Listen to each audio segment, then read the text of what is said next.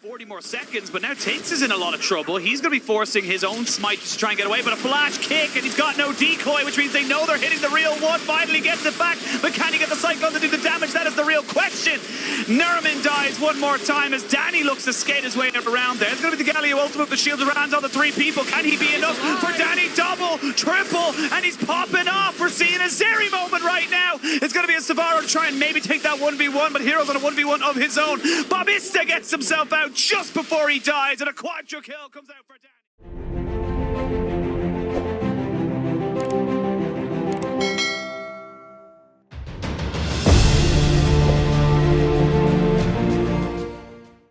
Outside of their flashes, they have no way out. Yeah, that's going to have to be really well warded out, I think, actually. I think what could really solve this game is actually if you get pushed in from a side lane from Orbit Anonymo when they have maybe Mordekaiser with a winning lane, he can be someone that's hard to engage onto, which is scaling, and they're just not able to respond this time. Yeah, not quite able to kind of do it, and for the moment, everything is quiet. Remember, this is kind of a big one here for eSuba. It's not 100% guaranteed that they're out if they lose it, but it's definitely not a good start of the game as Dany does take a hell of a trade. And top lane, flash for flash. Bobista gets himself the kill. They do trade it back on the bot side, so it's a 1-for-1. There's action across the board here, Nymeria. There is losing a couple of summoners after the fact, so we'll say it's a success for the moment. Level 6 now for Tynx, and just hit there by the Lee Sin as well. He goes over the wall. Did he see him, though? I don't believe he did, as we're going to see each other now. Recognize that both junglers in that top side. Hirol will have the first rotation, though, so I don't know if Tynx wants to fully engage onto this, but should be able to steal the camp regardless. I say that. You can see they have the Galio ult. That's the big thing. Yeah, I was going to say, they got the Hextech ultimatum as well. The Venn diagram of death as it was. We do get Hirol putting Tynx into the death realm, who flashes to make sure he does not get hit by that Q.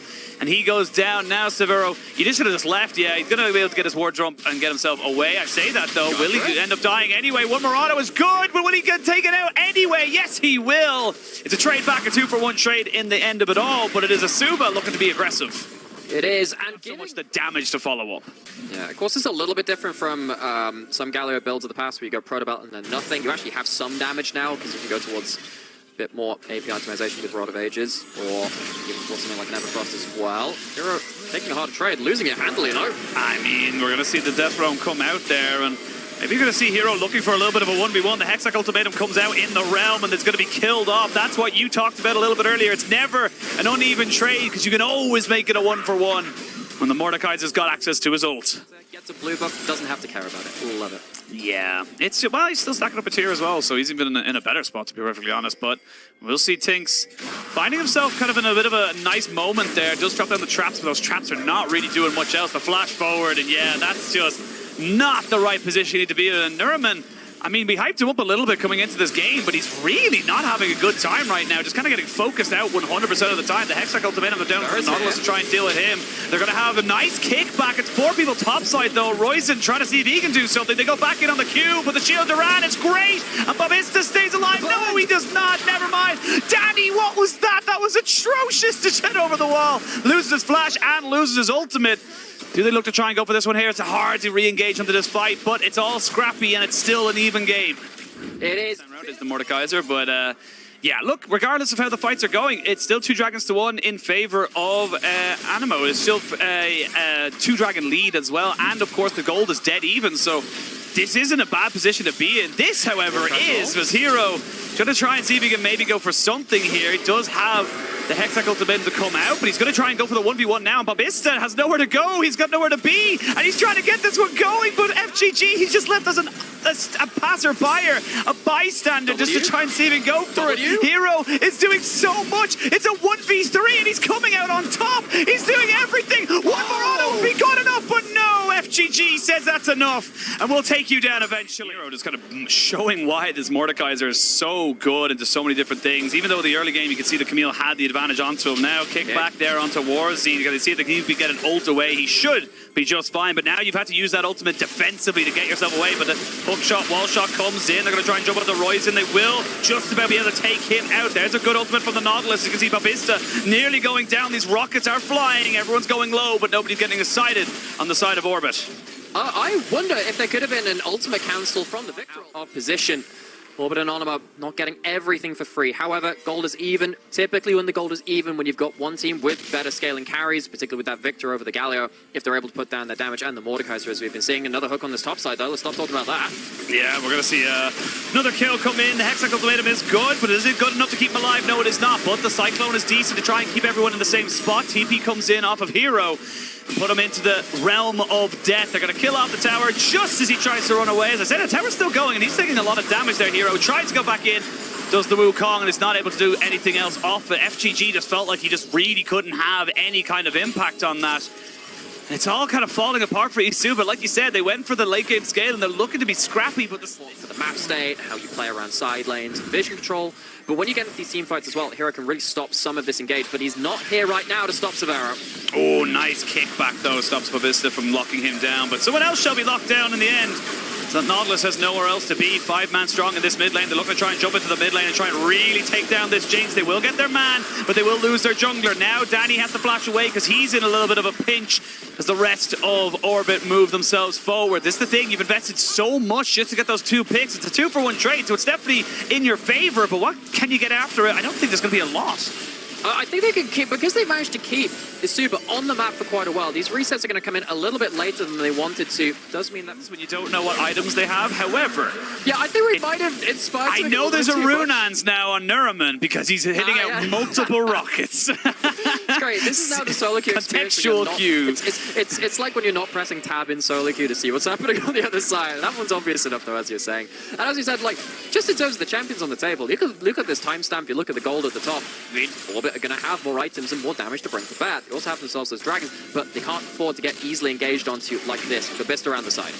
Yeah, they're going to look for a fight here, going straight into Neramin, but can they burst him out in time? They're using an awful lot of CC, and they will eventually take him down, but can you escape after the back end of this? bobista getting caught out. No flash on Dany, remember, as he got chased down by the Lee Sin and kicked into oblivion. This Nautilus is just standing in front of everybody. This was a 5v4 in favor of eSuba, and they are getting tranced into the ground right now. They have to run for their lives because unlike the last one, they lose a 2-for-1. Yeah, ripped out root and stem. They go on to the Jinx, but they don't manage to close down Roison, who just drops down the Chaos Storm. Has the Leandries. It's higher damage than something like the Rod of Ages at this point in the game.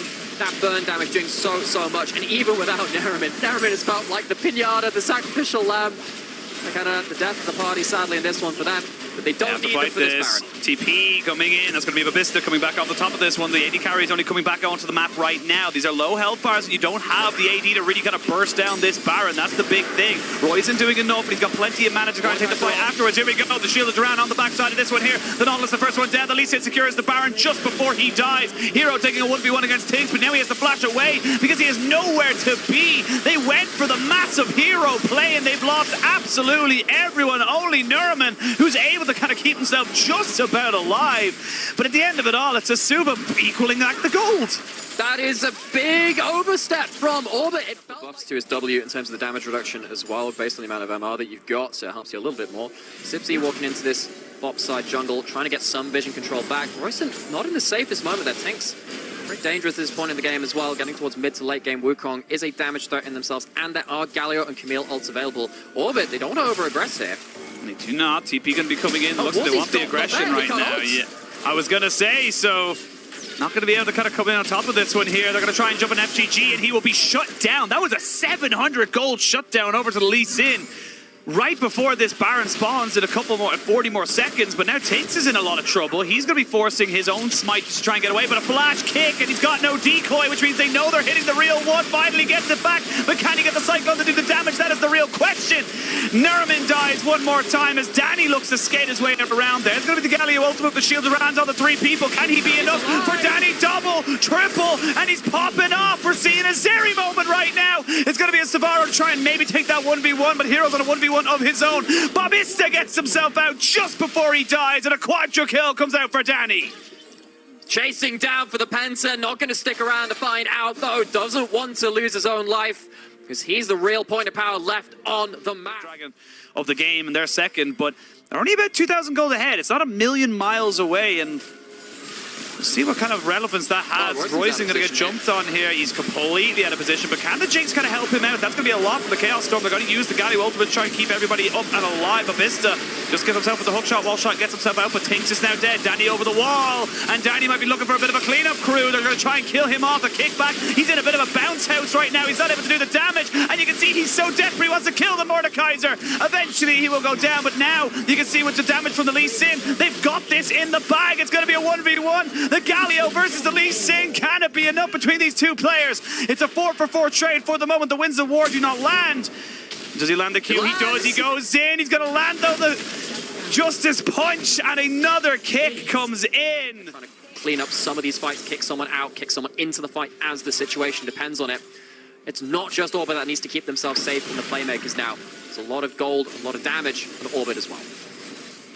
Funny enough as well, we haven't seen anyone pay the QSS tax just yet here onto the Mordekaiser. Hasn't had that kind of level of influence as we go for Bobista trying to jump in on top of this backside. They will get Roison straight away, and that's a lot of your damage taken off of this. Dany looking for some more kills, and eSuba looking to try and get himself going on top of this one here. We are going to have a couple of resets coming in there. 3-man crawl back on the Death's Grasp, and they're looking to try and kill off all of these low health members. Dany kiting back so well, but they lose the Monkey King. The Wukong has gone down. Not quite going to land the zap. And eSuba get themselves a 2-for-2 trade. They get the tower as well, but so difficult to make this one work. Hero not quite getting caught out there for a second, but you've lost a little bit of your mobility now. You got to make sure you're not... rotation speed. Yeah, absolutely. And look, the Rift will help as well, but that's going to be the Dragon starting up now. They do know it's been started here, so Orbit need to kind of bring themselves into the gravitational pull of this Elder Drake. Now eSuba bringing it down to about 2/3 HP. That's going to be Warszi's Banshees burned out of that one. Tynx in the pit. And FGG on a fantastic flank, but they know he's there. They saw him on a little bit of a pink ward, so they're not quite ready to just go fully force into him. FGG almost getting taken out by laser. He's forced to flash away and uses Sorelius. That's really big right there. They're going to try and jump onto the Galio. They do not land the zap, and Warszi kind of tanking up absolutely everything. Tynx getting brought into the death realm. They're going to try and burn down the dragon. They will be able to get it. They're going to the super late game. The Kamille takes down the Nautilus. Can they take down Hero as well? Yes, they can. But now the dragon starts to do what it does best, which is just burn down these health bars. Roison chasing down Warszi. There's only going to be a 2-for-2 trade at the end of it all. And Baron coming up as well. You imagine it's going to be a hell of a lot easier for them to be able to defend their base now that they have the Elder Dragon. Yeah, you can see what eSuba have done. They've just tried to push waves into the enemy base. Make sure that Orbit can't just go close down the game, oh but my they're God. against the Elder. Yep, they're going to go in onto Dany as well. They get the GA. They're going to get the Immortal Shield Bow, the kick back, the Q. And Dany goes and loses his GA as well. There's just so much damage. He just cannot survive it, even with all the sustain in the world. And that's just a fantastic play there from the Lee Sin of Orbit. Blaring across their own team because they've lost that Elder. The only thing they can do is try and push in a couple of waves and stop Orbit from ending the damn game. It would send eSuba to a 0-4 and out of the tournament in the group stage. Basically impossible to get past at that point. I believe actually with the 0-2 head-to-head versus Orbit and Anonymo, there would be no way for them to climb back in towards the knockouts. Teleports coming in, Orbit trying to put them to the sword. Yep, this is 41 minutes into the game.